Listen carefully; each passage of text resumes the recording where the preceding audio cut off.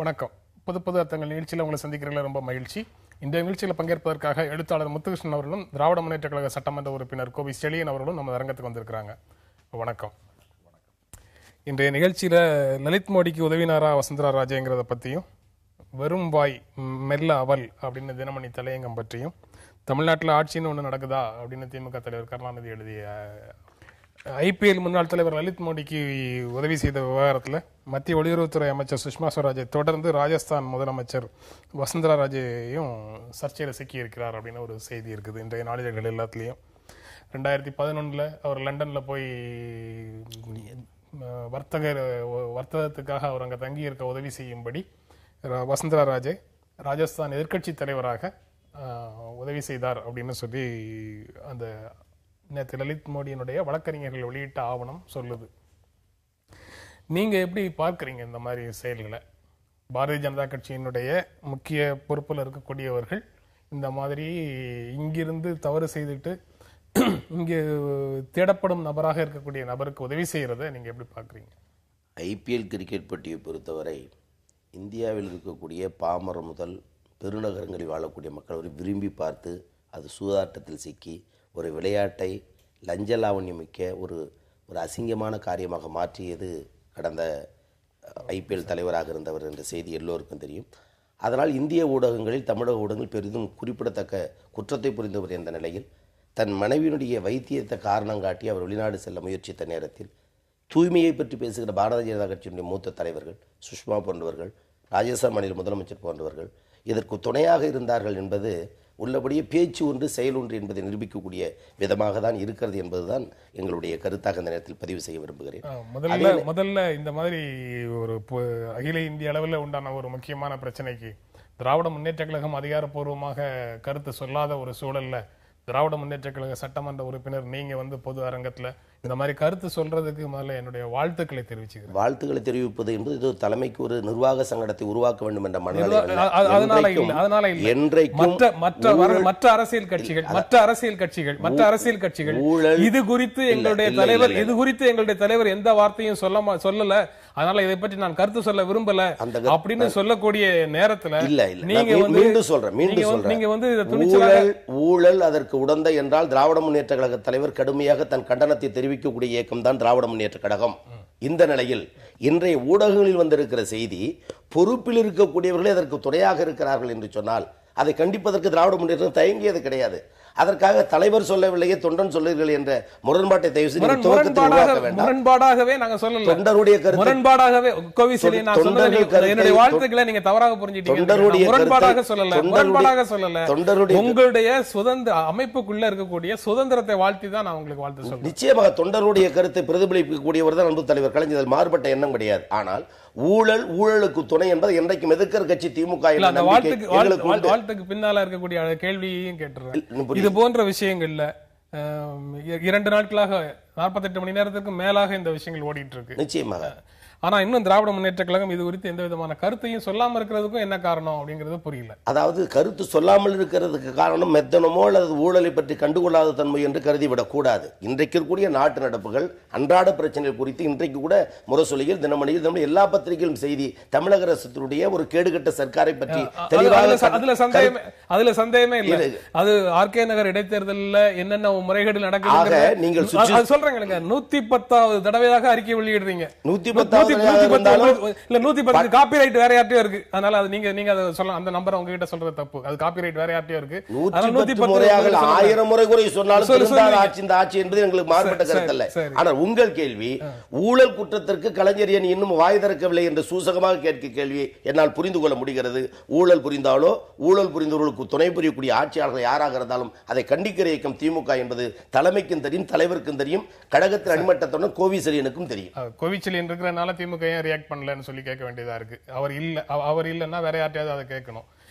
அவர்கிட்ட கேட்டதனுடைய தொடர்ச்சி எல்லா அரசியல் கட்சிகளுக்கும் பொருந்தக்கூடியது. தமிழ்நாட்டில் எல்லா அரசியல் கட்சிகளும் இது போன்ற ஒரு செயலை, பாரதிய ஜனதா கட்சி பிரமுகர்கள் செய்யக்கூடிய ஒரு செயலை பற்றி கருத்து சொல்லாம பார்வையாளராகவே, இடைத்தேர்தல் வந்தா தான் பார்வையாளர்களாக இருப்பாங்க, இதுலயும் பார்வையாளர்களாக இருக்காங்கிறத எப்படி பாக்குறது? கம்யூனிஸ்ட் கட்சிகளும் காங்கிரஸும் தேசிய அளவில் அதற்கான வேலைகளை செய்யறாங்க. ரைட்டு.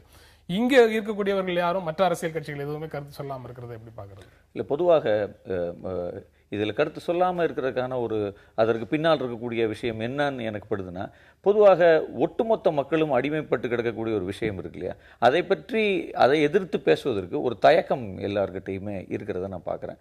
பொதுவாக ஐபிஎல், டாஸ்மாக், இப்படி நிறைய விஷயங்கள் இருக்குது.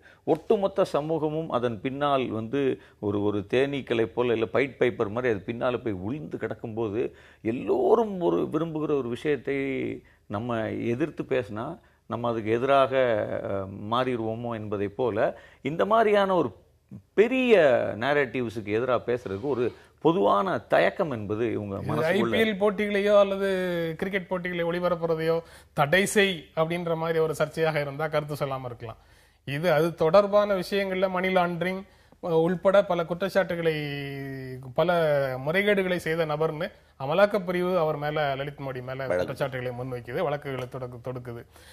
இதற்கு பிறகும் இங்கு இருக்கக்கூடிய ஒரு அமைச்சர் அல்லது முன்னாள் அமைச்சர் யாராவது ஒரு தவறு செய்தால் ஆளுங்கட்சியும், முன்னாள் அமைச்சர் தவறு செய்தால் ஆளுங்கட்சியும், ஆளுங்கட்சியில் இருக்கக்கூடிய இப்போதைய அமைச்சர் தவறு செய்தால் எதிர்கட்சியும் அடுத்த நிமிடம் குற்றச்சாட்டுகளை சுமத்தக்கூடிய சூழல்ல மத்தியில இதே மாதிரி நடந்தால் மட்டும் தமிழ்நாட்டில் மௌனமாக இருக்கு. இது தமிழ் தேசிய பிரச்சனை இல்ல, தமிழ் தேசியத்துக்குள்ள நடந்தா தான் பிரச்சனை, கருத்து சொல்லுவாங்கிற மாதிரி ஒரு விஷயமா அது இல்லை. என்னன்னா, இப்போ இந்த விஷயத்தை முன்னிட்டு நான் என்ன நினைக்கிறேன்னா, ஒட்டுமொத்தமாக கிரிக்கெட் என்பது எப்படி இயங்குகிறது, கிரிக்கெட் அணி என்பது இந்திய அணியா, இப்படி தொடங்கி கிரிக்கெட்டை பற்றி, கிரிக்கெட்டினுடைய நடைமுறையை பற்றி, பிசிசிஐயை பற்றியே இங்கே 1000 கேள்விகள் தொடர்ந்து உலவிக்கிட்டு இருக்கு. ஆனால் அதையெல்லாம் மிஞ்சி தூக்கி சாப்பிடும் வகையில் இன்று இந்த ஐபிஎல்ஐ போன்ற லீகுகள் உலகம் முழுக்க இன்னைக்கு உலகம் முழுக்க ஒரு அங்கீகரிக்கப்பட்ட பெரும் சூதாட்டமாக இன்னைக்கு இந்த விஷயம் இருக்கு. அப்போ இன்னைக்கு வெளிப்படையாகவே நமக்கு சூதாட்டம் தெரியுது, பெட்டிங் தெரியுது, மணி லாண்டரிங் தெரியுது, பெரிய பெரிய நிறுவனங்கள் 1000 கோடிகளில் இதுக்குள்ளே இன்வெஸ்ட் பண்ணக்கூடிய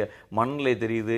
இன்னைக்கு என்ன சொல்கிறது, சட்டத்துக்கு புறம்பாக வெளிப்படையாக வீரர்களை ஏலம் எடுக்கிற நடைமுறை தொடங்கி ஐபிஎல்னுடைய ஒவ்வொரு கண்ணியிலும் ஊழலும் அதிகார துஷ்பிரயோகமும் இங்கே இருக்கக்கூடிய என்ன சொல்கிறது, நீங்கள் இப்போ மணி லாண்டரிங் குற்றச்சாட்டுகள் சொல்கிறீங்க, ஐபிஎல் தொடர்பான மணி லாண்டரிங் குற்றச்சாட்டுகள் இன்னும் முழுமையாக விசாரிக்கவே படவில்லை என்று நான் நினைக்கிறேன். ஏனென்றால் அதில் சம்பந்தப்பட்டிருக்கக்கூடிய புள்ளிகள் எல்லாம் இந்தியாவினுடைய பெரும் நட்சத்திர புள்ளிகள். அப்போ ஐபிஎலுக்கு எதிரான ஒரு மனநிலை இந்தியாவில் இல்லை, மாறாக தொலைக்காட்சிகள் தொடங்கி இன்னைக்கு பத்திரிகைகள் அதை பற்றி பேச தயங்குறதுக்கான காரணம், இன்னைக்கு கிரிக்கெட் மூலமாக இன்னைக்கு பத்திரிகைகளுக்கு கிடைக்கக்கூடிய ரெவன்யூனுடைய அளவு என்பது வேறு வேறு எதை காட்டிலும் பல மடங்கு பெரியது. அப்ப ஊடகங்கள் வரை இதை பற்றி விரிவாக வாய் திறக்கவில்லை அப்படின்னு தான் நான் கருதுகிறேன். ஊடகங்கள் வாய் திறக்கிறத பற்றி பேசலாம், அடுத்த நிகழ்ச்சியினுடைய அடுத்த பகுதியில் பேசலாம்.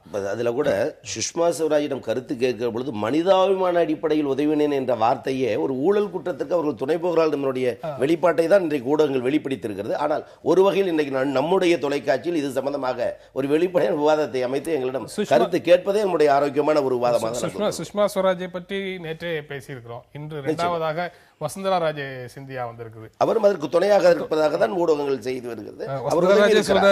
அன்றைக்கு எதிர்கட்சி தலைவர் இன்றைக்கு இருக்கக்கூடியவராக இருக்கிறார். எதிர்கட்சி தலைவராக இருக்கும்போது அவர் சாட்சியம் அளிக்கிறாரு, அவருக்கு அங்க தங்கி இருப்பதற்கு. அந்த நிலையிலும் இந்த நிலையும் அதுக்கு துணை இருக்கிறார் என்பதுதான் வந்திருக்கிற உதவி செய்யுங்கன்னு சொல்றாரு.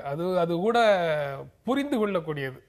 அதாவது இங்க தேடப்படும் நபருக்கு உதவி செய்யறத, அந்த மாதிரி பொசிஷன்ல இருக்கிறவங்க உதவி செய்யறத ஏற்கிறோமா இல்லையாங்கிறது வேற விஷயம். ஆனா புரிந்து கொள்ளக்கூடியது.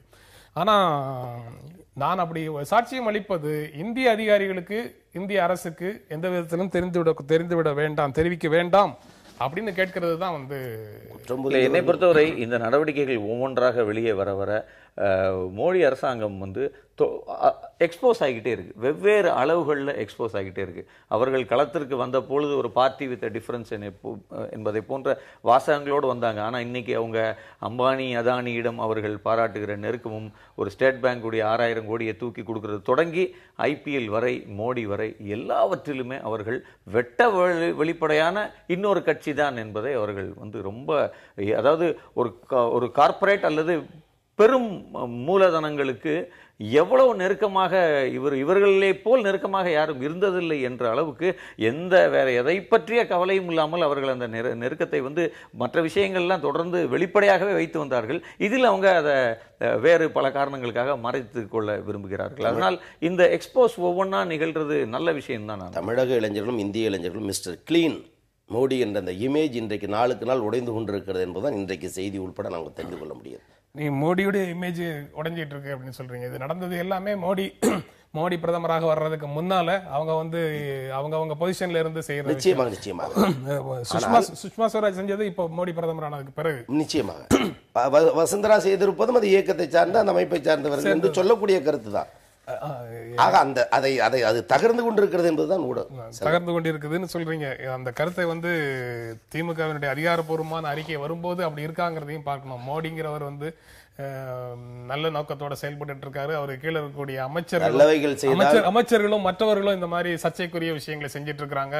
அவர்களை கட்டுப்படுத்த வேண்டிய பொறுப்பு பிரதமருக்கு இருக்கு. பிரதமர் அதுல தலையிட்டு சரி பண்ணணும் அப்படிங்கிற மாதிரி தான் அறிக்கை வருமோ அப்படின்னு சொல்லி ஒரு எண்ணம் வருது. கடந்த கால அறிக்கைகள் அப்படிதான் இருந்திருக்குது. நிச்சயமாக காங்கிரஸ் கட்சி கோருவதை போலவோ அல்லது கம்யூனிஸ்ட் கட்சி விளக்கம் தர வேண்டும் கோருவதை போலவோ திராவிட முன்னேற்ற கழகமோ அனைத்து இந்திய அண்ணா திராவிட முன்னேற்ற கழகமோ இங்கு கருத்து சொல்லும் அப்படிங்கிற நம்பிக்கையே இல்லாத அளவுக்கு இருக்கிற மாதிரி. அது உங்களுடைய கருத்தாக இருக்கலாம். ஆனால் என்னுடைய பதிவு, யார் தவறு செய்தாலும் குற்றம் புரிந்தாலும் ஊழல் புரிந்தாலும் அதை கண்டிப்பதில் திராவிட முன்னேற்ற கழக தலைவர் கலைஞர் இதே நிலையில் அகில இந்திய அளவில் தமிழக அளவில் என்றைக்கும் சரி பல்வேறு உதாரணங்களை சொல்ல முடியும். எனவே இந்த பிரச்சனையில் ஊழல் என்று சொல்ல அதுக்கு எதிர்ப்பு தெரிவிக்கும் தலைவர்கள் மாறுபட்ட கருத்தால் அதை தான் தொண்டராக இருக்கிறானும் பிரதிபலிக்கிறேன். இந்த விவகாரத்தில் காங்கிரஸை தூண்டிவிட்டு போராட்டத்துக்கு உயிர் கொடுப்பது யார் என்பதை கண்டறிய வேண்டும் சிவசேனா சொல்லுது. இது காங்கிரஸ் தன்னிச்சையாக ஒரு அநீதிக்கு எதிராக காங்கிரஸ் போராடுது அப்படின்னு சொல்லி சிவசேனா ஏற்றுக்கொள்ளவில்லை. நீங்க ஏத்துக்கிறீங்களா? இல்ல பின்னால யாராவது தூண்டி விடணுமா? இல்ல பின்னால யாரும் தூண்டி விட வேண்டியதில்லை. உண்மை என்னன்னா, பொதுவாக அகில இந்திய அளவில் இருக்கக்கூடிய இந்த மாதிரியான பெரும் நிறுவனங்கள் BCCI இல்ல IPL இது போன்ற எல்லாவற்றிலும் நடக்கக்கூடிய உள் விவகாரங்கள் காங்கிரஸ் பாஜக ஆகிய இருவருக்கும் அப்பட்டமாக தெரியும். ஒருவர் எதிர்கட்சியாக இருக்கிறார், ஒருத்தர் ஆளுங்கட்சியாக இருக்கிறார். இதே வசனத்தை நீங்க அப்படியே மாத்தி போட்டும் பேசலாம் அப்படின்றதான். என்னன்னா, இந்த எல்லா நிறுவனங்களினுடைய தலைமை பொறுப்புகளில் இந்த கட்சியை சேர்ந்த அல்லது கட்சியினுடைய நேரடியான தலைவர்கள் அல்லது இவங்க வெல்விஷர்ஸ், இவங்க தான் இந்த பணம் குளிக்கக்கூடிய இந்த பாடிஸ்ல இருக்காங்க. அவங்க யாரும் வேற சாதாரண தொண்டு நிறுவனங்கள், சின்ன சின்ன மக்களுக்கு உதவுற நிறுவனங்கள் இல்லை. இந்த மாதிரியாக 5000 கோடி 10,000 கோடி குவித்து வைத்திருக்கக்கூடிய இந்த பெரும் நிறுவனங்களுடைய பொறுப்புகளில் தொடர்ந்து ஒன்று இங்கிட்டு அருண்ஜேட்லி இருப்பார், அல்ல அங்கிட்டு சுக்லா இருப்பார். இப்படி இவர்கள் தான் அதை என்ன சொல்றது, வேற பாஷையில்னா அலங்கரித்து கொண்டு இருப்பார்கள். அதனால அந்த அலங்காரம் பறிபோகும் பொழுது அதற்கு எதிராக பேசப்படுற விஷயம் தானே தவிர இவர்கள் அதில் இருந்தாலும் இந்த விஷயங்களை, ஏன்னா IPL நம்ம பார்க்கிறோம். IPL என்றைக்கு தொடங்கப்பட்டது, அது எப்படி 8 சீசன ஆட்சிகளின் ஊடாக கடந்து வந்திருக்குன்னு சொல்லி, அப்ப அது என்னன்னா இவைகள் அவங்களுடைய பங்கு எவ்வளோ அப்படின்றத அவங்க பார்க்கறாங்க. இதனுடைய அதிகாரத்தை கைப்பற்றி இதில் மனிதாபிமான உதவி அப்படின்னு சுஷ்மா ஸ்வராஜ் சொன்னது நேற்று பேசும்போது, அது மனிதாபிமான உதவின்னா அது தொடர்பான கோரிக்கை பட்டியல் இன்னும் நிறைய இருக்கு, அதெல்லாம் செய்வாங்களா அப்படின்னு சொல்லி நிகழ்ச்சி நிறைவு செய்தோம். இது சுப உதயகுமார் அந்த கோரிக்கையை முன் வச்சிருக்காங்க. ஒரு விரிவான கட்டுரை அவருடைய முகநூலில் எழுதியிருக்கிறார். அதாவது, நான் என்னுடைய மனைவி 2 குழந்தைகள், பெற்றோர் எல்லாரும் என்னுடைய ஊதியத்திலேயே தான் வாழ்க்கை நடத்திட்டு இருந்தாங்க. என்னுடைய பாஸ்போர்ட் அரசால பறிமுதல் செய்யப்பட்டிருக்குது. அதனால என்னால் வெளிநாடுகளுக்கு செஞ்சு என்னுடைய பழைய வேலைகளை செய்ய முடியவில்லை. குடும்பத்துக்கு வருமானம் ஈட்ட முடியாத சூழல்ல இருக்கிறேன். நீங்க மனிதநேய அடிப்படையில் பாஸ்போர்ட் விசா பெறுவதற்கு உதவி வருவது எனக்கு தெரிய வந்தது. எனவே உங்களுக்கு இந்த கடிதத்தை எழுதுகிறேன். அதே மனிதாபிமான அடிப்படையில் முடக்கப்பட்ட எனது பாஸ்போர்ட்டையும் மீட்டு தருமாறு தாழ்மையுடன் கேட்கிறேன். அதுல இன்னொரு ரொம்ப முக்கியமான விஷயம் அவர் சொல்லியிருக்காரு. என்னன்னா, உதயகுமார் அந்த பதிவில் தனக்கு மட்டும் அந்த மனிதாபிமான உதவி வேண்டும் என்று கேட்கவில்லை. மாறாக அந்த இடுந்தகரையை சுற்றி இருக்கக்கூடிய 50 கிராமங்களில் இருக்கக்கூடிய 200 to 300 இளைஞர்களினுடைய பாஸ்போர்ட்டை தொடர்ந்து வழங்காமல் முடக்கி வச்சிருக்காங்க. இத்தனைக்கும் அந்த இளைஞர்கள் மேல எந்த வழக்கும் இல்லை. மத்திய சுப்ரீம் கோர்ட் உட்பட அந்த வழக்குகளை எல்லாம் ரத்து செய்து விட்டது. எந்த வழக்கும் நிலுவையில் இல்லை. எல்லாத்தையும் குவாஷ் பண்ண பிறகும் அந்த இளைஞர்களினுடைய வேலை வாய்ப்புகள் பறிக்கப்பட்டு அவர்கள் சொற்ப கூலிகளாக போய் மத்திய கிழக்கு நாடுகள்லையும் வேற இடங்களையும் வேலை பார்த்துட்டு இருக்கக்கூடிய அதை இன்னைக்கு பெரிய அதையும் இணைத்து சொல்லியிருக்கிறார் என்பதுதான் அதுல முக்கியம். எனவே அந்த மனிதாபிமானத்தை எல்லோருக்கும் காட்டினா இன்னும் பாதிக்கப்பட்டவர்களுக்கு பயனாக தான் இருக்கும். எந்தவித ஊழல் குற்றச்சாட்டோ முறைகேடோ இல்லாம ஓராண்டு நிறைவடைந்திருந்த நரேந்திர மோடி ஆட்சியில பரபரப்புக்காகவோ களங்கம் கற்பிக்கிறதுக்காகவோ என்ன குற்றம் கண்டுபிடிக்கலாங்கிற நிலைமையில எதிர்கட்சிகள் சுஷ்மா ஸ்வராஜ் மேட்டரை பெருசாக்கிட்டு இருக்கிறாங்க. எப்போதோ நடந்த ஒரு விவகாரத்தை இப்போ ஊதி பெருசாக்கிட்டு இருக்கிறாங்க. பரபரப்பை ஏற்படுத்துவது மட்டுமே தங்களது தொழில் தர்மம் என்று செயல்பட்டு கொண்டிருக்கும் காட்சி ஊடகங்களும் அதற்கு துணை போகின்றன அப்படின்னு தினமணி தலையங்கம் இன்னைக்கு முதல் பேராகிராஃப்ல சொல்லுது. பரபரப்பை ஏற்படுத்துவது மட்டுமே தங்களது தொழில் தர்மம் என்று செயல்பட்டு கொண்டிருக்கும் காட்சி ஊடகங்களும் இதற்கு துணை போகின்றன அப்படின்னு சொல்லி காட்சி ஊடகங்கள் மேல குற்றச்சாட்டை முன்வைக்கிறாங்க. இது அரசியல் கட்டுரைகளாக அச்சு ஊடகங்கள்ல வந்திருந்ததுன்னா அதை பற்றி சொல்லலை. அந்த எக்ஸ்போசையை வெளிக்கொண்டு வந்தது ஒரு காட்சி ஊடகம் அப்படிங்கிறதுனால காட்சி ஊடகத்தை குற்றம் சாட்டுது தலையங்கத்தை நீங்க எப்படி பாக்குறீங்க முத்துகிருஷ்ணன்? முதலில் என்னிடம் இந்த தலையங்கம் என்று காலை கொடுக்கப்பட்ட போது நான் இதை வாசித்து முடிச்சது அந்த பத்திரிகையினுடைய பெயரை தேடினேன். பத்திரிகையினுடைய பெயரே இல்லை. அகில இந்திய அளவில் எனக்கு தெரிய பாஜகவினுடைய அதிகாரப்பூர்வமான ஏடுகள் கூட இப்படி ஒரு தலையங்கத்தை நாங்க உங்ககிட்ட ஸ்கேன்டு காப்பி கொடுத்தோம், அதனால அது எந்த பத்திரிகைங்கிறது இல்லாம இல்ல, எனக்கு நேரடியாக பேப்பர்ல படிச்சிருந்தீங்கன்னா உங்களுக்கு தெரிஞ்சிருக்கும். அதனால இந்த தலையங்கத்தை பொறுத்தவரை எவ்வளவு அப்பட்டமாக, இவ்வளவு வெளிப்படையாக, இது ஒரு மல்டி குரோர் ஊழல் தொடர்பான நபர் இன்னைக்கு லலித் மோடி யார் என்பது இன்னைக்கு இந்தியாவும் அறியும், உலகமும் அறியும். அவருடைய சாவகாசங்கள் என்ன, அவருடைய தொடர்புகள் என்ன, அவருடைய முதலீடுகள் என்ன, அவர் எப்படி ஒரு ராஜஸ்தான் மாநிலத்தினுடைய கிரிக்கெட் சங்கத்தினுடைய சிறு பொறுப்பிலிருந்து உலகளவில் இருக்கக்கூடிய ஐபிஎல் லீகுகளை நுழைந்து இன்னைக்கு அதை அதற்கான ஒரு சக்சஸ் ஃபார்முலாவை போல் இந்தியாவில் அந்த பெரு சூதாட்டத்தை எப்படி அவர் தொடங்கினார் என்பது உட்பட நாம் எல்லோருக்கும் தெரியும். அவர் பின்னால் சதா இருந்த வெளிச்சம் தொடங்கி இன்னைக்கு இங்க இருக்கக்கூடிய மிகப்பெரிய மணி லாண்டரிங் வரை எப்படியெல்லாம் அவர் அதை திட்டமாக செஞ்சார் அப்படின்றது நமக்கு தெரியும். அதில் பேசக்கூடாது அப்படின்னு இல்லை, இன்றில்லை, இதை பற்றி ஊடகங்கள் தொடர்ந்தும் பேசி வந்திருக்கிறது. அதை பற்றி பிரச்சனை இல்லை. இப்ப சுஷ்மா ஸ்வராஜும் வசுந்தரா ராஜையும் இதில் ஈடுபட்டது வெளிப்பட்ட உடனே இந்த கொதி நிலைக்கு அந்த கட்சியும் கட்சி சார்ந்த ஊடகங்களும் கட்சி சார்ந்த நண்பர்களும் வருவதை பார்க்கும்போது எனக்கு நகைப்பாகத்தான் வருகிறது. ஏனென்றால் மோடி விவகாரம் ஒன்றும், லலித் மோடி விவகாரம் ஒன்றும் இந்த எக்ஸ்போஸில் வெளியே வரல. அது ஏற்கனவே உலகம் அறிந்த உண்மை. அதனுடைய நீள அகலங்களை பற்றி நிறைய வெளிவந்திருக்கிறது. இதில் இந்த ரெண்டு நபர்கள் ரொம்ப வெளிப்படையாக அவங்களுக்கு தொடர்பு இருக்கு என்பதை அந்த கட்சி முதலில் ஒப்புக்கொள்ளத்தான் வேண்டும். ஏனென்றால் அவர்கள் நாங்கள் மனிதாபிமான அடிப்படையில் அதை செய்தோம் என்றே அவங்க அறிவித்து தான் இருக்காங்க. அவங்க செய்யலைன்னுலாம் சொல்லவே இல்லை, அவங்க வெளிப்படையாகவே செய்தோம் என்று. அதுலயும் குறிப்பாக இந்த ஊடகங்கள் புதிதாக அந்த ஆவணங்களை உருவாக்கல. முதல்ல வெளியிட்ட ஆவணத்தின்படி ஆமா நான் செய்தேன் அப்படிங்கறத சுஷ்மா ஸ்வராஜை ஏற்றுக்கொள்கிறார். ரெண்டாவது வந்த ஆவணம் லலித் மோடியினுடைய வழக்கறிஞர்கள் வெளியிட்ட ஆவணம். அதனால ஊடகம் புதிதாக ஒன்றை உருவாக்கி பெரிதாக்குகிறது அப்படின்னு சொல்ல முடியாது. ஏற்கனவே நிகழ்ந்ததை தான் ஊடகம் வெளிப்படுத்துது. இல்ல, அவங்களை பொறுத்தவரை இது வெளிப்பட்டு விட்டது. இதை எப்படி சமாளிப்பது என்று அவங்களுக்கு தெரியல, இது எப்படி டேக்கிள் பண்றது அப்படின்னு அவங்களுக்கு தெரியல. அப்ப இதை ஒரு பேஸ்லெஸ்ஸாக அடிச்சு தகர்த்தா தான் இதுல இருந்து தப்பிக்க முடியும். இதை முறையாக விவாதித்தால் நாம் சிக்கிக் கொள்வோம் என்பதை அந்த கட்சி நன்கு அறிந்துள்ளது. அதனால தான் அவங்க அதை ஒட்டுமொத்தமாக பேஸ்லெஸ்ஸாக தகர்த்தெறிகிறார்கள். ஒருவேளை இது இவ்வளவு பெரிய விவகாரமாக வரும் என்று தெரிந்தால் சுஷ்மா ஸ்வராஜ் இதை ஒத்துக்கிட்டு இருக்க மாட்டாங்களோன்னு எனக்கு இப்ப தோணுது. ஏன்னா அவங்க மனிதாபிமான அடிப்படையில் என்கிற ஒரு கோணத்தை கொண்டு இதிலிருந்து தப்பித்து விடலாம் என்றுதான் அவங்க யோசிச்சு உள்ள இறங்கினாங்க. ஆனால் மனிதாபிமான அடிப்படையில் இந்தியாவில் எவ்வளவு பேர் இன்னைக்கு உதவி கோரி நிக்கிறாங்க என்கிற பட்டியல்லாம் இன்னைக்கு பல பேர் ஒரு வாரமா வெளியிட்ட உடனே அவங்களால இப்ப எதற்கும் பதில் சொல்ல முடியாத ஒரு இக்கட்டான நிலை இருக்கிறது.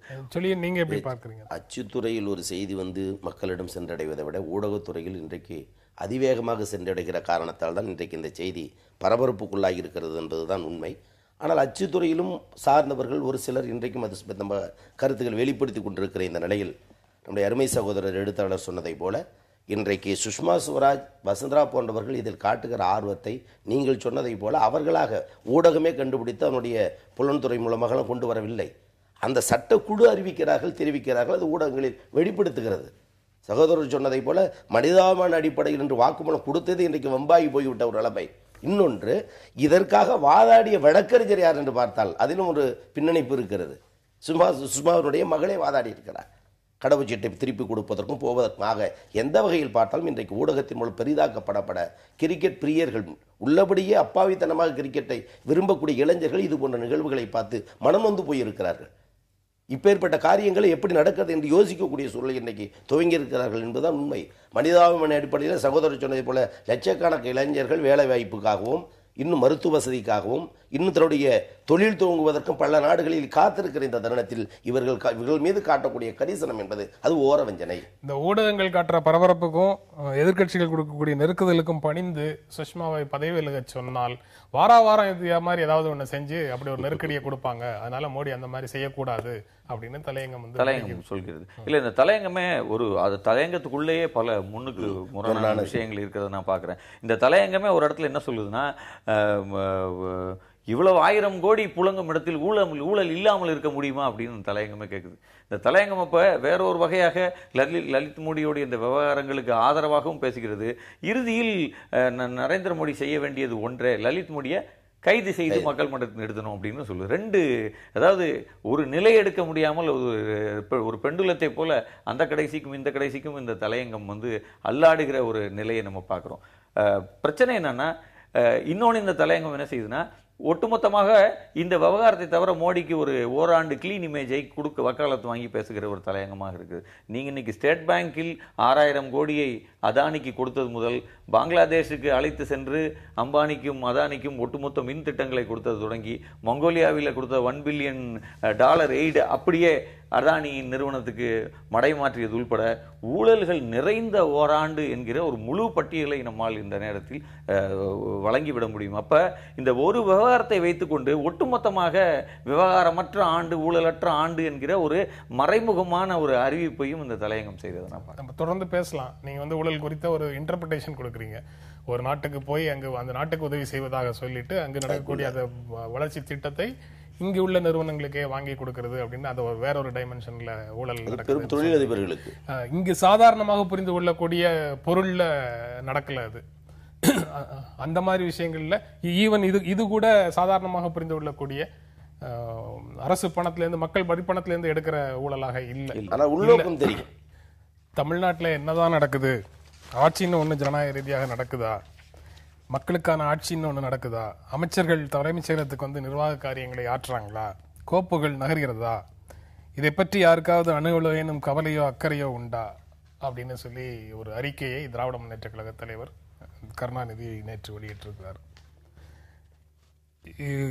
யாரை எதிர்த்து பிரச்சாரம் செய்யறாங்க அப்படிங்கிற கேள்வியும் அதுல முன்வைக்கிறார். யாரையும் எதிர்த்து இல்லை என்றால் எதற்காக பிரச்சாரம் அப்படின்னு கேட்கிறாங்க. அம்மாவை ஆதரிச்சு பிரச்சாரம்னு சொல்லி ஒரு வரிசை எழுதுறாரு. யாரையும் எதிர்த்து பிரச்சாரம் இல்லை, யாரையும் எதிர்த்து இல்லை அப்படின்னு சொன்னா போட்டி இல்லாத ஒரு இடத்துல அவங்க பிரச்சாரம் செய்யறாங்கிறதையும் சொல்றாரு. அப்படிதான் அந்த தேர்தலை பார்க்கணுமா? போட்டி இல்லாத இடத்துலதான் பிரச்சாரம் நடக்குதா? போட்டி சமநிலையில இருக்கா அப்படிங்கிறது வேற விஷயம். ஆமா, இல்ல, தமிழகத்தில் பொதுவாக திராவிட முன்னேற்ற கழகம், அண்ணா திராவிட முன்னேற்ற கழகம் ஆகிய இரு பெரும் கட்சிகள் இடையே தான் ஒரு பெரும் போட்டி என்பது, ஒரு வெளிப்படையான போட்டி என்பது, அல்லது வாக்கு வங்கி அளவிலான ஒரு பெரும் போட்டி என்பது நிகழ்கிறது என்பதை நாம் வெளிப்படையாக ஒப்புக்கொள்ள வேண்டும். ஆனால் என்னை பொறுத்தவரை தொடர்ந்து ஒரு கட்சி ஆட்சியில் இருக்கும்போது எதிர்க்கட்சியாக இருப்பவர்கள் ஒரு இடைத்தேர்தலை புறக்கணிப்பது என்பது, அதில் கலந்து கொள்ளாமல் இருப்பது என்கிற போக்கையே நான் ஒரு ஆரோக்கியமான போக்காக நான் பார்க்கவில்லை. பொதுவாக இது மாதிரியான போக்குகள் தேர்தல் நடைமுறையின் மீது, ஜனநாயகத்தின் மீது மக்களுக்கு ஒரு பெரும் அவநம்பிக்கையை நோக்கி மக்களை இட்டு செல்லும் என்றுதான் நான் நினைக்கிறேன். இந்த ஒட்டுமொத்த நடவடிக்கையும் ஒரு ஃபார்ஸ் நடவடிக்கையாக அது மாற்றும் என்று நான் நினைக்கிறேன். அந்த அளவில் முதலில் ஒரு ஆரோக்கியமான ஜனநாயகம் இருக்க வேண்டும் என்றால் இது போன்ற ஜனநாயகம் வழங்கக்கூடிய எல்லா விஸ்டாஸையும், இந்த துறைகளையும் நாம் மிக நேரடியாக களத்தில் நின்று அதில் வெற்றி தோல்வி என்பதெல்லாம் வேறு, வெற்றி தோல்வி என்பதெல்லாம் புறக்கணித்து விட்டு முதலில் இந்த நடைமுறையில், இந்த எக்ஸசைஸில் எப்படி நாம் வாக்களிக்க வேண்டிய அந்த தேர்தல் நாள் அன்று எல்லார்ட்டையும் சொல்லுவோம், நீங்க முதல்ல போய் வாக்களிங்க, நீங்க வாக்களிக்காமல் இருந்து விடாதீர்கள், நீங்க போய் நோட்டாவை கூட போடுங்க, இல்லை உங்களுக்கு பிடிச்ச சின்னத்தில் போடுங்க, ஆனால் வாக்களிக்காமல் இருந்து விடாதீர்கள் என்று எப்படி நம்ம வாக்காளர்கள் சொல்றோமோ அதுபோல் ஒரு தேர்தல் என்று வருகிற பொழுது, ஒரு தேர்தல் என்று ஒன்று அறிவிக்கப்படுகிற பொழுது அதில் பங்கேற்க வேண்டும் என்று அரசியல் கட்சிகளையும், எல்லா அரசியல் கட்சிகளையும் நம்ம ஒரு கோரிக்கையாக நான் இந்த நிகழ்ச்சியின் மூலமாக வைக்கணும் அப்படின்னு நான். ரமேஷ் சகோதரருடைய தோழருடைய கருத்து பொதுவான கருத்து, அது தெரிவிக்கப்பட வேண்டிய கருத்தாக இருக்கலாம். ஆனால் அவர் சொன்ன கருத்து, திராவிட முன்னேற்ற கழகம் அஇஅதிமுக இரண்டும் தேர்தல்கள் இடைத்தேர்தல்களில் புறக்கணிப்பது என்பது திராவிட முன்னேற்ற கழகம் நின்றிருக்க வேண்டும். இந்த எக்ஸசைஸில் அவர் சொல்வது போல் தேர்தல் களத்தில் நின்றிருக்க வேண்டும் என்ற கருத்தாக இருக்குது. ஆனால் திராவிட முன்னேற்ற கழக தலைவர் கலைஞர் அவர்கள் தெளிவாக சொல்லியிருக்கிறார், இந்த இடைத்தேர்தல் திணிக்கப்பட்ட தேர்தல், எனவே குறுகிய காலத்தில் அடுத்த பொது தேர்தல் திணிக்கப்பட்ட தேர்தல்னா திராவிட முன்னேற்ற கழக தலைவர் வந்து எந்த தேர்தலையும் தமிழ்நாட்டு மக்கள் மேல திணிக்கவே இல்லையா? 1991 அவர் வெற்றி பெற்ற துறைமுகம் தொகுதியை ராஜினாமா செய்துட்டு அங்க ஒரு இடைத்தேர்தல் நடக்கிறதுக்கு அவர் காரணமாக ஒருத்தர் செத்து போனா தான் இடைத்தேர்தல் வரணும், அது மட்டும்தான் திணிக்கப்படாத தேர்தல் சொல்றது. ஊழல் குற்றச்சாட்டில் கைது செய்யப்பட்டு தண்டிக்கப்பட்ட பிறகு பதவி பறிக்கப்பட்டு மீண்டும் முதல்வராக பொறுப்பேற்றுக் கொண்டு உச்சநீதிமன்றத்தில் வழக்கு செல்ல இருக்கிற நிலையில் இடைப்பட்ட காலத்தில் இன்னும் 6 மாதத்திலோ 7 மாதத்திலோ ஒரு வருடத்துக்குள்ளாக தேர்தல் நடைபெறுகிற நேரத்தில் திருவரங்கத்தில் நடந்த முன்னுதாரணமும் திராவிட முன்னேற்ற கழகத்துடைய மனதில் இருக்கிற காரணத்தால் ஆள்பலம், படைப்பலம், பணப்பலம், தேர்தல் கமிஷனுடைய ஒத்துழைப்பு எல்லாம் திணிக்கப்பட்ட தேர்தல் எல்லா அரசியல் கட்சிகளும் சொல்றீங்களே, அதுக்கு எனக்கு எந்தெந்த கட்சிகள்லாம் எந்தெந்த தேர்தலை திணிச்சதுங்கிறத நினைவுக்கு வருது. பெரும்பாலான இடைத்தேர்தல்களை திராவிட முன்னேற்ற சந்தித்திருக்கிறது. மக்களை சொன்னதை போல் தோழர் சொல்வதை போல் பெரும்பாலான தேர்தல்கள் சாத்தான்குளம் போன்ற 1-2, புதுக்கோட்டை போன்ற 1-2, ரேபரேலியில தோற்று போன இந்திரா காந்தி தென்னிந்தியால வந்து வெற்றி பெறுவதற்கு இங்க ஒருவர் ராஜினாமா நிச்சயமாக அதெல்லாம் வந்து நடந்துட்டு தான் இருந்திருக்குது. இன்றைக்கு வந்து நம்முடைய அரசியல் நிலைப்பாட்டுக்கு சாதகமாக ஒண்ணு நடக்கும்போது அது திணிக்கப்பட்ட திராவிட முன்னேற்ற கழகம் மட்டுமல்ல, அனைத்து தமிழக அரசியல் கட்சிகளும் இந்த தேர்தல் ஆணையத்தின் மீது, இந்த ஆட்சியின் மீது நம்பிக்கை இல்லை என்ற காரணத்தால் புறக்கணித்திருக்கிறார்கள். இதுவே இந்த ஆட்சி மீது ஏற்பட்டிருக்கிற அவலட்சணம். கையில இந்த பேப்பர்ல இருக்கு இன்னொரு செய்தி. திமுக ஆட்சியில 2006 இருந்து 2011 திமுக ஆட்சியில தமிழ்நாட்டில் நடக்க இருக்கிற அந்த 5 சட்டப்பேரவை தேர்தலுக்கான இடைத்தேர்தலை அதிமுக புறக்கணிக்கிறது தோல்வி பயம்னு சில தீய சக்திகள் சொல்றாங்க. ஆனா தோல்வி பயம் இல்ல. திருமங்கலம் சட்டப்பேரவை தொகுதியில கடைசி நேரத்தில் எல்லாருமே பணம் கொடுத்ததை ஒட்டி சுதந்திரமாக தேர்தல் நடத்துறது உள்ள சிரமங்களை கூறியதற்காக தமிழ்நாடு தலைமை தேர்தல் அதிகாரி நரேஷ் குப்தாவை முதல்வர் கருணாநிதி ஊடகங்கள் மூலமாக அச்சுறுத்தியதை தொடர்ந்து ஜனநாயகத்துக்கு விரோதமான சூழ்நிலை தமிழ்நாட்டில் நிலவுது, அதனால சட்டப்பேரவை இடைத்தேர்தலை அதிமுக புறக்கணிக்கிறது அப்படின்னு சொல்லி அப்ப சொல்றாங்க. அந்த 5 இடைத்தேர்தல் சேர்ந்து நடக்கும்போது அதிமுக சொல்லுது. அப்போ நீங்க சொன்ன அதே வார்த்தைகள்ல சொன்னா அப்ப திராவிட முன்னேற்ற கழக ஆட்சியின் லட்சணம் அப்படின்னு அதை சொல்ல முடியும். திராவிட முன்னேற்ற கழகம் இது நீங்க அவர் முத்துகிருஷ்ணன் ஆரம்பத்துல குறிப்பிட்ட மாதிரி நீங்க 2 கட்சிகளும் அவங்க ஆட்சியில இருக்கும்போது நீங்க புறக்கணிக்கிறது, நீங்க ஆட்சியில இருக்கும்போது அவங்க புறக்கணிக்கிறது. 10 இடைத்தேர்தலில் 2 இடைத்தேர்தல் தவிர 8 இடைத்தேர்தலை திராவிட முன்னேற்றம் சந்திக்கிறது என்பது உங்களுக்கு ஆவணம் இருக்கிறது. ஆனால் 10 இடைத்தேர்தல் 2 மட்டும்தான் போட்டியிட்டார்கள் அதிமுக என்பதற்கும் ஆவணம் உங்கள் கையிலும் இருக்குது, என் கையிலும் இருக்குது. ஆக மக்களை சந்திக்க திராவிட முன்னேற்றம் தயங்கியது இல்லை. புறக்கணிப்பை அளவுகோலாக வச்சு ஒரு ஆட்சியினுடைய அத்துமீறல் இருக்குன்னு பார்த்தா திமுக ஆட்சியில் அதிகம் இருந்ததோ அப்படின்னு சொல்லி ஒரு உணர்வு வரும். இல்ல, அதாவது தேர்தலை சந்திக்க அவர்கள் பயந்தார்கள், அதுதான் நினைவரம். தேர்தலை சந்திக்க பயந்தார்கள். திருமங்கலத்தை பொறுத்தவரை திராவிட முன்னேற்ற கழகம் போட்டியிட்டு நீங்க 2 முறை பயந்தீங்க, அவங்க 8 முறை பயந்தாங்கன்னு சொல்றீங்க. இல்ல, அந்த 2 முறை பயந்தார்கள் என்பது காரண காரியங்கள் இருக்கிறது. புதுக்கோட்டையில் நாங்கள் போட்டியிட்ட பொழுது பொது உடைமை இயக்கத்தை சார்ந்த தோழர் விபத்துக்குள்ளாகி இறந்தார். அந்த குடும்பத்தை சார்ந்த அந்த இயக்கத்தை சார்ந்த ஒரு பிரதிநிதித்துவம் வர வேண்டும் என்பவர் ஒரு எண்ணத்தில் கலைஞர் அந்த போட்டியிலிருந்து விலகினார். ஆனால் மாறாக கூட்டணியில் இருந்த கட்சி அதில் போட்டியிட்டது. அதெல்லாம் பேச மாட்டாங்க ஊடகத்துல. அதுதான் சொல்லவர். திராவிட முன்னேற்ற கழகம் இந்த ஆர்கே நகர் இடைத்தேர்தலை பொறுத்தவரை திருமங்கலத்தில் நடந்த கொடுமை, அதில் பட்ட பாடு, மக்களுக்கு தெரிஞ்ச அவலட்சணம், காக்கி சட்டை போட்டவர்கள் கை கட்டி கொண்டு வேடிக்கை பார்த்த கொடுமையெல்லாம் புரிந்த பிறகுதான் எல்லா கட்சிகளும் அதுதான் பார்க்க வேண்டும். Not only DMK. இப்போ எல்லா அரசியல் கட்சிகளும் புறக்கணிச்சாச்சு, அங்க போட்டியே இல்லை அப்படின்னு சொல்லி கலைஞர் சொல்றாரு. போட்டியே இல்லைன்னா சீமேந்திரன் தொலைக்காட்சியில இந்த விவேக் காமெடி சிந்தா ஒண்ணு வரும். அவனை போட்டு 10-20 போட்டு பின்னி எடுத்து பொட்டச்சு சட்டை கிழிச்சு ரத்தம் சொட்ட சொட்ட நிற்பான். அப்பதான் ஒரு டீ கடையில் அடிச்சுக்கிட்டு இருப்பாரு. டீ அப்பதான் ஏன்டா ஆள் இல்லாத ஊர்ல இங்க யாருக்குடா டீ ஆத்திக்கிட்டு இருக்கிற, நான் பண்ற பாடு உனக்கு தெரியலையா என்பதை போல யாருமே களத்தில் இல்ல. ஆனா 50 அமைச்சர்கள் முகாம் என்பதே இந்த ஆட்சியினுடைய லட்சணம் என்னவென்று புரிகிறது. கோட்டைக்கு வரவில்லை. நம்ம பிரச்சனை என்னன்னா பல நேரங்கள்ல இந்த கட்சிகள் இடையே இருக்கக்கூடிய அரசியலை பேசும்போது மையமான பிரச்சனையை விட்டுறோம் பல நேரங்களில். என்னை பொறுத்தவரை என்னன்னா, பொதுவாக இது ஒரு அதிகாரத்திற்கான போட்டியாகவும், அதிகாரத்தை கையில் வைத்திருக்கும் பொழுது நமக்கு தேர்தல் கமிஷனே நெருக்கமாக தெரியுது, எல்லா நடைமுறைகளையும் சரியா இருக்க மாதிரி தெரியுது. அதிகாரத்தில் இல்லாத பொழுது இவை எல்லாவற்றின் மீது நம்பிக்கையை நம்ம இழக்கிறோம். இன்னைக்கு அவர் சொன்ன மாதிரி ஆரம்பத்தில் எங்களுக்கு இந்த தேர்தல் கமிஷனின் மீது நம்பிக்கை இல்லைன்றீங்க. இதே தேர்தல் கமிஷன் தான் 2014 தேர்தல் நடத்த போகுது. ஒட்டுமொத்தமா 234 தொகுதிகளையும் புறக்கணிச்சிட முடியுமா? இல்ல, பொது தேர்தல், இடைத்தேர்தல் முதல்ல இது தேர்தல். அப்படின்றத நான் பார்க்கல. பொது தேர்தலோ இடைத்தேர்தலோ அது தேர்தல். முதலில் அது ஒரு தேர்தல். இந்தியாவை போன்ற நாடுகளில் இன்னைக்கு ஒரு ஜனநாயகத்தினுடைய மிக முக்கியமான ஒரு ஒரு ஒரு ஒரு செயல்முறை அது. ஒரு மக்கள் தங்களுடைய பிரதிநிதிகளை தேர்ந்தெடுக்கிற ஒரு நடைமுறையை நாம் கேலிக்கூத்தாக மாற்றிவிடக் கூடாது. அதை மாற்ற ஒட்டுமொத்தமான தேர்தலின் மீதும் ஜனநாயகத்தின் மீதும் சாமானிய மக்களுக்கு இருக்கக்கூடிய நம்பிக்கை தகர்ந்து கொண்டே இருக்கிறது என்பதை நாம் பார்த்துக்கிட்டே இருக்கோம். இன்னைக்கு கண்கூடாக பார்த்து கொண்டே இருக்கிறோம்.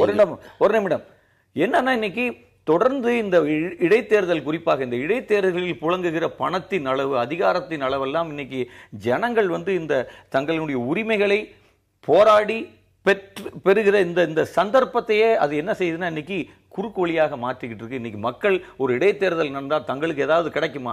ஏற்கனவே கொள்கைகள் அடிப்படையிலான அரசியலை நாம் இலவசங்கள் அடிப்படையிலான தேர்தல் அறிக்கையாக மாற்றி வச்சிருக்கோம். நம்ம அதெல்லாம் கொஞ்சம் சிந்தித்து பார்க்க வேண்டும். இன்னைக்கு இந்திய அளவில், தேசிய அளவில் இருக்கக்கூடிய ஊடகங்கள் தேர்தல்களை பற்றி பேசும்போது, இலவசங்களை பற்றி பேசும்போது அவங்க தமிழகத்தை தான் அதுல ரெஃபரன்ஸாக குறிப்பிட்டார்கள். அங்க லேப்டாப் வர போயிட்டாங்க, இங்க ஐபோன் வர போயிட்டாங்க, இங்க அது வர போயிட்டாங்கன்னு சொல்லி கேவலமா இருக்கு. தமிழகத்தை பற்றி இப்படி தேசிய அளவிலும் சர்வதேச அளவில் தேர்தல்களை ஆராய்பவர்கள் தமிழகத்தை பற்றி 2 பேராவை அதுக்குள்ள எழுதி வச்சிருக்குது. அவ்வளவு கேவலமாக இருக்கிறது. இன்னைக்கு நாம் இதை கொள்கை பூர்வமான ஒரு களமாக எப்பொழுது மீட்டெடுத்து மாற்றப் போகிறோம்? மக்களிடம் கொள்கைகளை எப்படி எடுத்து செல்ல போகிறோம்? மக்களிடம் அதை ஒரு வெளிப்படையான விவாதமாக, இன்னைக்கு பல வெளிநாடுகளில் தேர்தல் என்பதே 2 பக்கங்களும் 2 கோரிக்கைகள் சின்ன தாளை வச்சுக்கிட்டு விவாதிச்சுக்கிட்டு இருக்கக்கூடிய அந்த ஆரோக்கியமான சூழலை நோக்கி எப்படி இதை நகர்த்தி செல்வது என்பதை பற்றி நாம் பேசாமல் தொடர்ந்து நாம் இலவசங்களும் பணத்தை எப்படியெல்லாம் கொடுப்பது என்பதும், இன்னைக்கு தமிழக இடைத்தேர்தலில் கொடுக்கப்பட்ட எப்படியெல்லாம் பணம் விநியோகிக்கப்பட்டது என்பதை பற்றி ஒருத்தர் PhD பண்ணலாம். அவ்வளோ நடைமுறைகளை உலகத்தில் எங்கும் இல்லாத அளவு இன்வென்ட் பண்ணிக்கிட்டே இருக்கும். இப்போ இந்த இன்வென்ஷனை நம்ம பெருமைப்பட முடியுமா, இல்ல கேவலப்பட முடியுமா இதை நினைத்து என்கிற ஒரு விஷயத்தை நம்ம வெளிப்படையாக பேசியாக வேண்டும். நம்மளுடைய அருமை சகோதரர் சொல்வதை போல அரசியல் கட்சிகள் வாக்களிக்க வேண்டும் என்று வேண்டுகோள் வைப்பதும், தேர்தல் என்றால் அரசியல் கட்சிகள் சந்திக்க வேண்டும் என்றும் ஜனநாயகத்தில் இருக்கக்கூடிய உரிமை, கடமை. ஆனால் இந்த ஆர்கே நகர் இடைத்தேர்தல் என்று பொருள் வருகிற பொழுதுதான் விவாதிக்கிறோம், இல்லைங்களா? விவாத பொருள் அல்ல. ஆர்கே நகர் இடைத்தேர்தல் பொறுத்தவரை தேர்தல் வந்தது எப்படி? நாளைய தினமே பல முறை பேசியிருந்தாலும் கூட மீண்டும் சொல்லுகிறேன், உச்சநீதிமன்றத்தில் இடைக்கால தடை கீழ் நீதிமன்ற தீர்ப்புக்கு பெற்றுவிட்டால் தேர்தல் ஆணையம் தேர்தல் நடத்த முடியுமா? வாய்ப்பில்லை. ஆக அந்த சூழலில் இந்த தேர்தல் சேவையா என்றுதான் திமுக சிந்திக்கிறது. இல்ல உச்ச நீதிமன்றத்தில் அது நடக்கிற வரைக்கும் நீங்க அதை பத்தி கவலைப்படுறீங்க? எந்த நேரமும் வந்தா யாரு ஒருவர் போட்டியிட முடியாது, அதுதான் ஒருவர் போட்டியிட முடியாது, அவ்வளவுதானே. ஆக அதுதான் சொல்ல வர. அந்த தேர்தல் ஆணையம் தேர்தல் நடத்தும், நிச்சயமாக தேர்தல் ஆணையம் தேர்தல் நடத்தும். நீங்க சொல்றது யாருக்கு தடை வருதோ அவங்க போட்டியிட முடியும். நிச்சயமாக இல்லை என்றால் தேர்தலே அவர்களுக்கான வாய்ப்பு தள்ளி போகக்கூடிய சூழல் இருக்கிற நேரத்தில் தான் முதல்வரே களத்தில் இருக்கிற காரணத்தால் நாங்கள் இன்னும் கூடுதலான அதிகார பலத்தை காட்டுவார்கள். எனவே நிராகரிக்கிறோம் என்றுதான் நிலைப்பாடை திராவிட முன்னேற்றங்கள் எடுத்திருக்கிறது. அருமை தோழர் சொன்னதை போல லஞ்சங்கள், லாவணியங்கள் எதுவாக இருந்தாலும் அதை முறைப்படி தடுக்க வேண்டிய கடமையும் நிச்சயமாக நடுநிலையாளர்கள் எல்லோருக்கும் உண்டு என்பது தெளிவானது. நீங்க நம்ம பேச ஆரம்பிச்சது மகேந்திரன் கண்டெஸ்ட திராவிட முன்னேற்ற கழகம் பொருட்படுத்தவில்லை அப்படின்னு பாக்குறோம். ஏன்னா யாருமே இல்லாத, யாரை எதிர்த்து பிரச்சாரம் செய்யறாங்க, எங்க போட்டி நடக்குது அப்படின்னு சொன்னா உங்களை எதிர்த்து திமுக நின்னா மட்டும்தான் போட்டி, வேற யார் நிக்கிறதும் போட்டி இல்லை அப்படின்னு சொல்லி ஒரு உணர்வு அந்த வார்த்தைகள் அது எவ்வளவு தூரம் இல்ல. பிரச்சனை என்னன்னா, பொதுவாக இந்த 2 பிக் பிளேயர்ஸ் இருக்காங்க, 2 பெரும் அணிகள் இருக்கு, இவர்கள் மோதவில்லை என்றால் அங்க ஒரு ஆட்டம் இல்லை என்பதுல 2 பேருமே தெளிவா இருக்காங்க. 2 பேருமே அதுல தெளிவா இருக்காங்க. இவர்களின் அணியை சேர்ந்த ஒரு கூட்டணி கட்சியே போய் போட்டியிட்டாலும் அது இவங்களுக்கு ஒரு மிகப்பெரிய அலர்ஜியாகவே தொடர்ந்து இருக்கிறத நம்ம பல உதாரணங்கள் சொல்லி விளக்க முடியும். அதற்குள்ள நான் போக விரும்பல. அப்ப என்னன்னா, முதலில் என்னை பொறுத்தவரை இன்னைக்கு சி மகேந்திரன் தோழர் அவர்கள் களத்தில் சென்று அவர் போட்டியிடுவதே, அந்த போட்டியிடுவது என்பதே ஒருவர் போய் ஒரு வாக்களித்து வர்ற மாதிரி, ஒரு வாக்கு வெட்டு சாவடியில் போய் வாக்களித்து கொண்டு தன் கருப்புமையை காண்பிப்பது போல் தான் நான் பார்க்கிறேன். முதலில் இதுதான் ஆரோக்கியமானது. இதை நம்ம அங்கீகரிக்க பழகணும். முதலில் தேர்தலில் போட்டியிடாதது குறித்து குற்ற உணர்வு தான் கொள்ள வேண்டும் என்று களத்தில் திமுகவை தவிர, இதுதான் பிரச்சனை. என்னன்னா, தொடர்ந்து இது போன்ற சிறிய பிளேயர்ஸ் இல்ல களத்தில் இருக்கக்கூடிய ஒரு ஆட்கள் இந்த நடைமுறையை போய் செய்யும் போது அதை குறைந்தபட்சம் நான் பங்கேற்காவிட்டால் அதை இப்படி புறக்கணித்து அல்லது அதை பொருட்டாக மதிக்காமல் அதை அவமதிக்க வேண்டிய அவசியம் இல்லை என்று நான் நினைக்கிறேன். அதாவது தோழர்கள், குற்ற உணர்வு என்பது ஒரு பேர் இயக்கத்தை நடத்தக்கூடிய தலைமைக்கும் அதனுடைய இயக்கத்தினுடைய முன்னணி தலைவர்களுக்கு நன்றாக தெரியும்.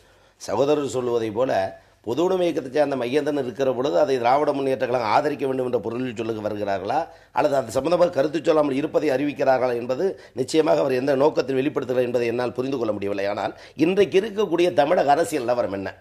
இல்ல ஆர்கே நகர் தொகுதியில் ஏதாவது கடுமையான போட்டியா? இவங்க வம்பே வேண்டாம் அப்படின்னு சொல்லி முக்கிய கட்சிகள்லாம் ஒதுங்கிட்டாங்க. எதிரியே இல்லாத தொகுதியில் இத்தனை அமைச்சர்களும் சவடால் வாக்கு கேட்டு பிரச்சாரமா? வெறும் காட்டுல வாழை வீசுவதை போல வெற்று ஆடம்பர பிரச்சாரம் செய்யறாங்க அப்படின்னு சொல்றாரு. அப்ப எதிரியே இல்லாத தொகுதியில் இத்தனை அமைச்சர்கள் பலம் வாய்ந்த கட்சிகள் களத்தில் இல்லாத நேரத்தில் சிறு வாக்குகள் பெற வேண்டிய ஒரு வேட்பாளர் நிறுத்துகிற நேரத்தில் ஆளுங்கட்சியை சார்ந்தவர்கள் இவ்வளவு துஷ்பிரயோகம் செய்கிறார்களே. தமிழ்நாட்டில் பலம் வாய்ந்த கட்சிகள் அனைத்தும் ஜெயலலிதா வெற்றி பெறுவதற்காக துணை நிற்பாங்க தெரியல. இந்த ஆட்சி ஒரு அவல ஆட்சி என்பதை தெரிந்து கொண்ட காரணத்தால் எல்லா கட்சிகளும் புறக்கணிக்கணும். ஏன் கருத்தை மாற்ற நினைக்கிறீர்கள்? என்ன திமுக புறக்கணிக்கிறது, காங்கிரஸ் புறக்கணிக்கிறது, பாட்டாளி மக்கள் கட்சி புறக்கணிக்கிறது, கம்யூனிஸ்ட் இயக்கத்தில் ஒன்று புறக்கணித்து ஒன்று ஆதரிக்கிறது. முடிவு என்ன வரும்? தேமுதிக முடிவு என்ன வரும்? முடிவு ஆளுங்கட்சிகள் தன் அதிகார பலத்தால் வெற்றி பெறுவார்கள். தெரிந்த முடிவு தானே. அதனால தான் சொல்லுகிறேன், எல்லோரும் ஒன்று கூடி எதிர்க்கிற நேரத்தில் ஒரு ஆளுங்கட்சி என்ன செய்ய வேண்டும்? ஜெயலலிதா வெற்றி பெறுவதற்கு எல்லாரும் சேர்ந்து துணை நிற்கிற நேரத்தில் உங்கள் பார்வையாக அது இருந்தால் அது ஊடகத்துறை சார்ந்தவர்கள் சொல்லட்டும், ஏற்றுக்கொள்ள. ஆனால் எங்களை பொறுத்தவரை அனைத்து அரசியல் கட்சிகளும் இந்த ஆட்சியின் மீது அவநம்பிக்கை இருக்கிற காரணத்தால் தேர்தல் கமிஷன் முறையற்ற நடக்கும், காவல்துறை முறையற்ற நடக்கும் என்று தெரிந்த காரணத்தால் என்னோட கேள்வியே தான். இதே தேர்தல் கமிஷனும் இதே காவல்துறையும் தான் 2016 இருக்க போகிறது. அந்த பொது தேர்தலையும் இந்த எல்லா கட்சிகளும் புறக்கணித்து விடுமா? இதுதான் ஒரு சாமானியர் கேட்கக்கூடிய ஒரு கேள்வி. நீங்கள் சொல்லுகிறது புரியுது, சாதாரணமாக கேட்கக்கூடிய அது பொது தேர்தல் கட்டாயம் நடத்தப்பட வேண்டும், அரசியல் கட்சிகள் பங்கேற்க வேண்டும், அதற்கு கூட்டணி கட்சிகள் ஒன்று செல்ல வேண்டும். ஆனால் ஒற்றைப்படையில் நடக்கக்கூடிய இந்த ஒரு இடைத்தேர்தல் நிகழ்ச்சி நிறைவு செய்யற, எனவே பொது தேர்தலுக்கும் இந்த இடைத்தேர்தலுக்கும் வித்தியாசம் இருக்கிறது. அதனால் திராவிட முன்னேற்றம் புறக்கணிக்கும். இறுதியான கருத்து கேட்கக்கூடிய நிலையில இருக்கிறோம், நிகழ்ச்சி நிறைவு செய்யற இடத்துல இருக்கிறோம். நீங்க புறக்கணிப்புன்னு சொல்றது உண்மையான புறக்கணிப்புங்கிற சென்ஸ்ல அவங்க சொல்றாங்களாங்கிறதும் தெரியல. போட்டியிடவில்லைங்கிறத புறக்கணிப்புன்னு சொல்றாங்களா? தங்களுடைய தொண்டர்கள் வந்து தேர்தலில் வாக்களிக்க கூடாதுன்னு சொல்றாங்களா? அல்லது போய் வாக்களிக்கிறதுன்னு வந்தாலே புறக்கணிப்புன்னு ஆகாது. அங்க போய் நன் ஆஃப் தி அபவ் 49 போட சொல்லி சொன்னாங்கன்னா அதுவும் வந்து தேர்தலில் பங்கேற்பு தான். நாங்கள் போட்டியிடவில்லை அப்படின்னு சொல்றது வந்து புறக்கணிப்புன்னு சொல்றாங்க. புறக்கணிப்புங்கிறது அதன் உண்மையான பொருள் எந்த அரசியல் கட்சியும் சொல்லல. இல்ல, என்னை பொறுத்தவரை நான் என்ன நினைக்கிறேன்னா, முதலில் இந்த புறக்கணிப்பே தவறு என்று நான் நினைக்கிறேன். இந்த புறக்கணிப்பே வந்து ஒரு ஜனநாயக நடைமுறைக்கு விரோதமானது என்று நான் நினைக்கிறேன். இதில் தேர்தல் என்பதை பொறுத்தவரை நாம் வெற்றி தோல்விகளை ஒதுக்கி வைத்துவிட்டு அதில் போய் நம்ம கலந்து கொள்வது என்பதுதான் மக்களிடையே ஒரு ஆரோக்கியமான மனநிலையை ஏற்படுத்தும். தேர்தல் அரசியலின் பால், ஜனநாயகத்தின் பால், ஒரு ஜனநாயகத்தினுடைய ஒரு நடைமுறை, ஒரு மக்கள் வந்து நேரடியாக பங்கேற்கிற ஒரு நடைமுறையை நாம் வந்து கேலி கூத்தாக்கி விடக்கூடாது என்று நான் நினைக்கிறேன். அதனால் முதலில் நாம், ஏன்னா இந்த தேர்தல் என்பது விதிகளுக்கு உட்பட்டு நடக்கிறது, நமக்கு விருப்பம் இருக்கோ இல்லையோ விதிகள் இந்த தேர்தலை அனுமதிக்கிறது, அந்த விதிகளின்படி நடக்கிறது. இதே விதிகளின்படி திமுக ஆட்சியில் இருக்கும் போதும் பல இடைத்தேர்தல் நடந்திருக்கு. பிரச்சனை அதிகாரம் இருக்கும் பொழுது ஒரு குரலில் பேசுவதும், அதிகாரமற்ற நிலையில் இருக்கும் போது இன்னொரு குரலில் பேசுவதுதான் இதுல பிரச்சனை என்று நான். நாடாளுமன்ற தேர்தல் நடக்கும்போது, நாடாளுமன்ற தேர்தல் நடந்த அந்த சீசன்ல கண்ணு கெட்டிய தூரம் வரைக்கும் எதிரிகளையே பார்க்க முடியல அப்படின்னு சொன்னாங்க.